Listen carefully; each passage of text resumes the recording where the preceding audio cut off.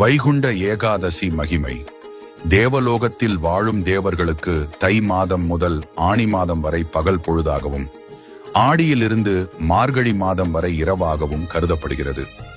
இதில் பகலை உத்தராயணம் என்றும் லோகத்தின் இரவை நட்சிணாயணம் என்றும் அழைப்பார்கள். இவ்வாறு நோக்கும்போது மார்கழி மாதம் தேவலோகத்தில் விடியற்காலையாகும். அக்காலத்தையே பிரம்ம முகூர்த்தம் உஷக்காலம் என்கிறோம். மார்கழி மாதம் தேவர்களின் உஷக்காலம் எனப்படும் அதிகாலை நேரமாக இருப்பதால், வைகுந்த வாசல்கள் திறந்தே இருப்பதால் பகவான் அதன் வழியாக வெளியே வந்து காட்சி தரும் நாள் வைகுண்ட ஏகாதசி. வருடத்துக்கு 24 ஏகாதசிகள் வருகின்றன. இவற்றில் மார்கழி வளர்பிறையில் வரும் ஏகாதசியான வைகுண்ட ஏகாதசி மிக சிறப்பு வாய்ந்ததாக கருதப்படுகிறது. வைகுண்ட ஏகாதசியை மோட்ச ஏகாதசி என்றும் அழைப்பர். விரத முறை பூஜைக்கான துளசியை முதல் நாளே பறித்துவிட வேண்டும். ஏகாதசி விரதத்தின் போது எக்காரணம் கொண்டும் துளசி பறிக்கக்கூடாது. ஏகாதசி விரதம் இருப்பவர்கள் அதற்கு முன் தினமான தசமி நாளில் ஒருவேளை மட்டும் சாப்பிட்டு விரத்தை தொடங்க வேண்டும்.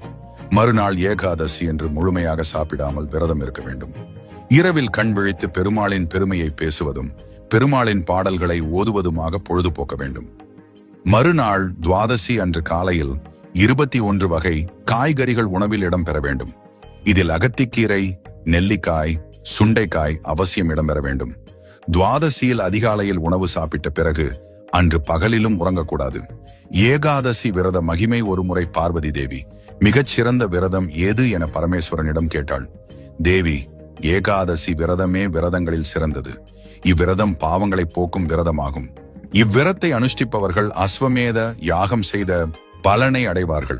33 கோடி தேவர்களும் இவ்விரதத்தை அனுசரித்து விஷ்ணுவின் அருளை பெறுவதால் இவ்விரதத்திற்கு வைகுண்ட முக்கோடி ஏகாதசி என்ற சிறப்பு பெயர் உண்டு. ஏகாதசி நாளில் உணவு இல்லாமல் உபவாசம் இருப்பவர் எல்லா பாவங்களில் இருந்தும் முக்தி பெற்று மோட்சம் கதியை பெறுவார் என்றார். சிறப்பு. வைகுண்ட ஏகாதசி அன்று அனைத்து விஷ்ணு ஆலயங்களிலும் சொர்க்கவாசல் திறப்பு விழா நடத்தப்படும். இந்த விழா அதிகாலை வேளையில் நடைபெறும். இதில் மக்கள் பலரும் கலந்து கொண்டு இறைவனுக்கு நடைபெறும் சிறப்பு வழிபாடுகளை கண்டுகளித்து சொர்க்க வாசலின் வழியாக வெளியே வருவார்கள். இந்த வழிபாட்டை மேற்கொள்வதன் மூலமாக தீராத நோய்கள் அகலும், சகல செல்வங்களும் உண்டாகும், பகைவர்கள் நீங்குவார்கள், மேலும் முக்திக்கான வழியை அடைவீர்கள். ஏகாதசி விரதம் இருப்பவர்கள் சகல சௌபாக்கியங்களையும் அடைவர்.